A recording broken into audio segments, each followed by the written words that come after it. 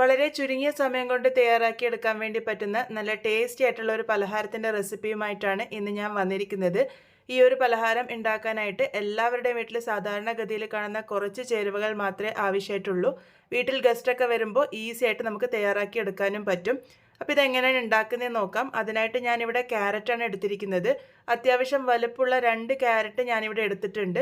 അതിൻ്റെ തൊലിയൊക്കെ കളഞ്ഞ് ഒന്ന് നല്ലപോലെ കഴുകിയെടുത്തതിന് ശേഷം ഇതുപോലെ ഒന്ന് കട്ട് ചെയ്തെടുത്തിട്ടുണ്ട്. ഇതൊന്ന് വേവിച്ചെടുക്കാനാണ് പോകുന്നത്. നിങ്ങൾക്ക് വേണമെങ്കിൽ ഇത് വെള്ളത്തിലിട്ടിട്ട് വേവിച്ചെടുക്കാം, അല്ലാന്നുണ്ടെങ്കിൽ ഇതുപോലെ ആവി കയറ്റിയെടുക്കാം. ഞാനിവിടെ സ്റ്റീമർ നല്ലപോലെ ആവി വരാൻ വേണ്ടി വെച്ചിരുന്നു. ആവി നല്ലപോലെ വന്നതിന് ശേഷം ഇതിലേക്ക് പാത്രം ഇറക്കി വെച്ച് ഹൈ ഫ്ലെയിമിൽ ഒരു 10 മിനിറ്റ് നേരത്തേക്കാണ് കുക്ക് ചെയ്തെടുത്തിരിക്കുന്നത്. ഇപ്പോൾ ഏകദേശം 10 മിനിറ്റ് നേരം ഞാൻ നന്നായിട്ട് തന്നെ കുക്ക് ചെയ്തെടുത്തിട്ടുണ്ട്. ക്യാരറ്റൊക്കെ നന്നായിട്ട് സോഫ്റ്റ് ആയിട്ട് വന്നിട്ടുണ്ട്. ഈ ഒരു പരുവാകുന്നത് വരെയാണ് ഇത് വേവിച്ചെടുത്തിരിക്കുന്നത്.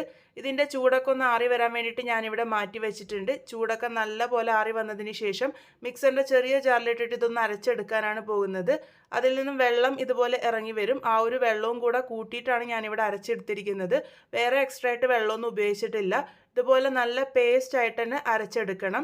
ഇതിപ്പോൾ ഞാനൊന്ന് അളന്നെടുത്തിരുന്നു, ഏകദേശം നിങ്ങൾക്ക് ക്വാണ്ടിറ്റി മനസ്സിലാവാൻ വേണ്ടിയിട്ട്. ഇതിപ്പോൾ 1/4 കപ്പ് ക്യാരറ്റിൻ്റെ പ്യൂരിയാണ് ഞാനിവിടെ തയ്യാറാക്കി എടുത്തിരിക്കുന്നത്. ഇനി ഇത് കുക്ക് ചെയ്തെടുക്കാം. അതിന് വേണ്ടിയിട്ട് ഞാനിവിടെ ഒരു അത്യാവശ്യം വലുപ്പമുള്ള പാൻ എടുത്തിട്ടുണ്ട്. അതിലേക്ക് 1 ടേബിൾ സ്പൂൺ അളവിൽ നെയ്യാണ് ഒഴിച്ചു കൊടുത്തിരിക്കുന്നത്. നെയ്യ് ഒന്ന് ചൂടായിട്ട് വരുമ്പോൾ ഇതിലേക്ക് 1/2 കപ്പ് അളവ് റവ ചേർത്ത് കൊടുക്കാം.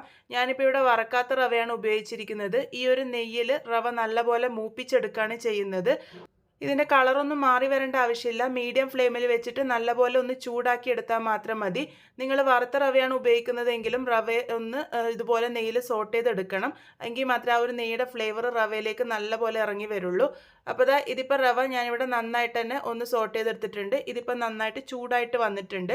ഈ ഒരു സമയമാകുമ്പോൾ ഇതിലേക്ക് പാലാണ് ചേർത്ത് കൊടുക്കുന്നത്. ഞാനിവിടെ 1 കപ്പ് അളവ് പാലാണ് എടുത്തിരിക്കുന്നത്. പാല് ഒരു ചെറു ചൂടായിട്ടുള്ള പാലാണ് ഞാനിവിടെ എടുത്തിരിക്കുന്നത്.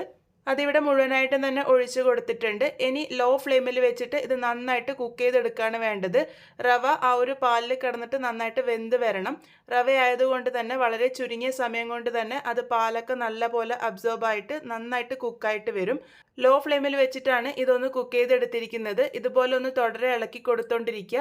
ആ ഒരു റവയിലുള്ള കട്ടകളൊക്കെ ഒന്ന് ഉടഞ്ഞു വരാൻ വേണ്ടിയിട്ട് ഇത് സഹായിക്കും. കുറച്ച് സമയം കഴിയുമ്പോഴേക്കും റവ നല്ലപോലെ ആ ഒരു പാലൊക്കെ അബ്സോർബ് ചെയ്ത് ഇതുപോലെ നന്നായിട്ട് കുക്കായിട്ട് വരും. ഇത് നന്നായിട്ട് കട്ടിയായിട്ട് വന്നിട്ടുണ്ട്. ഈ ഒരു സമയമാകുമ്പോൾ നമ്മൾ തയ്യാറാക്കി വെച്ചിരിക്കുന്ന ക്യാരറ്റിൻ്റെ പ്യൂരിയാണ് ചേർത്ത് കൊടുക്കുന്നത്. നേരത്തെ പറഞ്ഞതുപോലെ ഇത് 1/4 കപ്പാണ് ഉള്ളത്. അപ്പോൾ അതിവിടെ മുഴുവനായിട്ടും തന്നെ ചേർത്ത് കൊടുത്തിട്ടുണ്ട്. ഇനി ഇത് ആ ഒരു റവയായിട്ട് നന്നായിട്ട് യോജിപ്പിച്ചെടുക്കാം. ലോ ഫ്ലെയിമിൽ വെച്ചിട്ട് തന്നെയാണ് ഞാനിവിടെ കുക്ക് ചെയ്തെടുത്തിരിക്കുന്നത്. കുറച്ച് സമയം കഴിയുമ്പോഴേക്കും അത് റവയായിട്ട് നന്നായിട്ട് യോജിച്ച് വരും.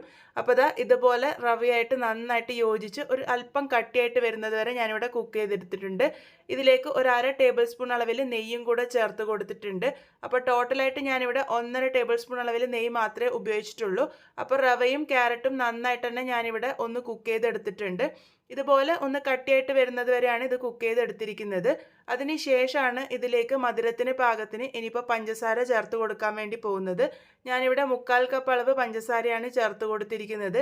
പഞ്ചസാരയുടെ അളവ് നിങ്ങളുടെ ഇഷ്ടാനുസരണം കൂട്ടും കുറക്കൊക്കെ ചെയ്യാവുന്നതാണ്. ഇത് അത്യാവശ്യത്തിനുള്ള മധുരം മാത്രമേ കാണുള്ളൂ. ക്യാരറ്റിനും നമ്മൾക്കൊരല്പം മധുരം കാണും. അത് മനസ്സിൽ കണ്ടിട്ട് വേണം പഞ്ചസാര ചേർത്ത് കൊടുക്കാൻ വേണ്ടിയിട്ട്. 1/2 കപ്പ് മുതൽ 1/4 കപ്പ് അളവ് വരെ പഞ്ചസാര ചേർത്ത് കൊടുക്കാവുന്നതാണ്. അപ്പോൾ പഞ്ചസാരയും കൂടെ ചേർത്ത് കൊടുത്ത് ഞാനിവിടെ നന്നായിട്ട് തന്നെ ഒന്ന് യോജിപ്പിച്ചെടുക്കുന്നുണ്ട്. കുറച്ച് സമയം കഴിയുമ്പോൾ പഞ്ചസാരയൊക്കെ നന്നായിട്ട് അലിഞ്ഞ് ചേർന്ന് വന്നിട്ടുണ്ടാകും. ഇനി ഇതൊന്ന് നന്നായിട്ട് കട്ടിയാകുന്നത് വരെയാണ് ഇത് കുക്ക് ചെയ്തെടുത്തിരിക്കുന്നത്. ലോ ഫ്ലെയിമിൽ വെച്ചിട്ട് തന്നെയാണ് എല്ലാ കുക്കിങ്ങും ചെയ്തിരിക്കുന്നത്. ഏറ്റവും അവസാനമായിട്ട് ഇവിടെ ഒരു 1/4 ടീസ്പൂൺ അളവിൽ ഏലക്ക പൊടി കൂടെ ചേർത്ത് കൊടുത്തിട്ടുണ്ട്. എല്ലാം കൂടെ നന്നായിട്ടൊന്ന് സോട്ട് ചെയ്തെടുക്കാം. ആ ഒരു പാനിൽ നിന്നൊക്കെ നന്നായിട്ട് റിലീസായി ഒരു ഡോ പരുവത്തിലാകുന്നത് വരെയാണ് ഇത് കുക്ക് ചെയ്തെടുത്തിരിക്കുന്നത്. ഇത് ഈ ഒരു പാകത്തിനെത്താൻ വേണ്ടിയിട്ട് ഒരുപാട് സമയമൊന്നും എടുക്കില്ല. ഇതാണ് ഇതിൻ്റെ പാകം. ഈ ഒരു സമയമാകുമ്പോൾ നമുക്കിത് നെയ്യ് തടവി വെച്ചിരിക്കുന്ന പാത്രത്തിലേക്ക് ഒന്ന് മാറ്റി കൊടുക്കാം. ഈ ഒരു പാത്രം നേരത്തെ നെയ്യ് തടവി വെച്ചതായിരുന്നു. ആ ഒരു പാത്രത്തിലേക്ക് ഞാനിവിടെ മാറ്റി കൊടുത്തിട്ടുണ്ട്. അതിനുശേഷം നന്നായിട്ട് തന്നെ ഒന്ന് ലെവൽ ചെയ്തെടുക്കാം. ഇതുപോലത്തെ സ്പാറ്റിൽ ഉപയോഗിച്ചോ അല്ലാന്നുണ്ടെങ്കിൽ നെയ്യ് തടവിയിട്ടുള്ള സ്പൂൺ ഉപയോഗിച്ചോ ഇതുപോലെ നന്നായിട്ട് തന്നെ ഒന്ന് ലെവൽ ചെയ്തെടുക്കുക. ഞാനിപ്പോൾ ഇതിപ്പോൾ നന്നായിട്ട് തന്നെ ലെവൽ ചെയ്തെടുത്തിട്ടുണ്ട്. ഇതിൻ്റെ ചൂട് ഒരല്പം മാറി വന്നതിന് ശേഷം ഞാനിതിലേക്ക് ഇതുപോലെ കട്ട് ചെയ്ത് കൊടുക്കുന്നുണ്ട്. ഇത് നിങ്ങൾക്ക് വേണമെങ്കിൽ ഏറ്റവും അവസാനം മുഴുവനായിട്ടും സെറ്റായിട്ട് വേണമെങ്കിലും കട്ട് ചെയ്തെടുക്കാവുന്നതാണ്. ഞാനിതിപ്പോൾ ചൂട് ഒരല്പം മാറി വന്നപ്പോഴാണ് കട്ട് ചെയ്തെടുത്തിരിക്കുന്നത്. നിങ്ങളുടെ ഇഷ്ടാനുസരണം കട്ട് ചെയ്ത് കൊടുക്കാം. ഞാനിപ്പോൾ ഇവിടെ ഒരു ഡയമണ്ട് ഷേപ്പിലാണ് കട്ട് ചെയ്തെടുത്തിരിക്കുന്നത്. ഇതിൻ്റെ ചൂട് നല്ലപോലെ ആറി വന്നതിന് ശേഷം മാത്രം ഡീമോൾഡ് ചെയ്തെടുത്താൽ മതി. ഇതുപോലെ കട്ട് ചെയ്ത് വെക്കുന്നതിനെ കൊണ്ട് കുഴപ്പമില്ല. അപ്പോൾ ദാ ഇതുപോലെ ഞാനൊന്ന് കട്ട് ചെയ്തെടുത്തിട്ടുണ്ട്. ഇതിൻ്റെ നടുഭാഗത്തേക്കായിട്ട് കുറച്ച് അണ്ടിപ്പരിപ്പ് ഒന്ന് ചെറുതായിട്ട് കട്ട് ചെയ്തതും കൂടെ വെച്ച് കൊടുക്കുന്നുണ്ട്. കാണാനൊരു നല്ല ഭംഗിക്ക് വേണ്ടി വെച്ച് കൊടുത്തു എന്നേ ഉള്ളൂ. ഓപ്ഷനിലാണ്, ഇഷ്ടമുണ്ടെങ്കിൽ മാത്രം വെച്ചാൽ മതി. അപ്പോൾ ദാ ഈ ഒരു രീതിക്കാണ് ഞാനിത് സെറ്റ് ചെയ്തെടുത്തിരിക്കുന്നത്. ഇനി ഇതിൻ്റെ ചൂട് നല്ലപോലെ ആറാൻ വേണ്ടി വെക്കണം. ഞാനിവിടെ റൂം ടെമ്പറേച്ചറിൽ വെച്ചിട്ട് തന്നെയാണ് ചൂടാറാൻ വേണ്ടി വെച്ചിരിക്കുന്നത്. നിങ്ങൾക്ക് വേണമെങ്കിൽ ഫ്രിഡ്ജിൽ വെച്ചിട്ടും സെറ്റ് ചെയ്തെടുക്കാവുന്നതാണ്.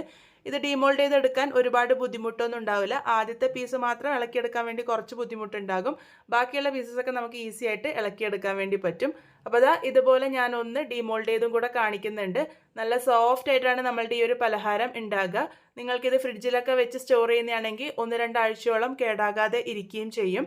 അപ്പോൾ വളരെ ടേസ്റ്റി ആയിട്ടുള്ള നല്ല സോഫ്റ്റ് ആയിട്ടുള്ള സിമ്പിളായിട്ട് തയ്യാറാക്കിയെടുക്കാൻ വേണ്ടി പറ്റുന്ന റവയും ക്യാരറ്റും ഉപയോഗിച്ചുള്ള ബർഫിയാണ് നമ്മളിന്ന് ഉണ്ടാക്കിയിരിക്കുന്നത്. കുറഞ്ഞ സമയത്തിൽ തയ്യാറാക്കിയെടുക്കാൻ വേണ്ടി പറ്റുന്ന ഈ ഒരു പലഹാരം എല്ലാവരും ട്രൈ ചെയ്ത് നോക്കൂ. ഫീഡ്ബാക്സ് ഒക്കെ പറയാൻ മറക്കരുത്. വീണ്ടും ഒരു നല്ല റെസിപ്പിയുമായി കാണാം.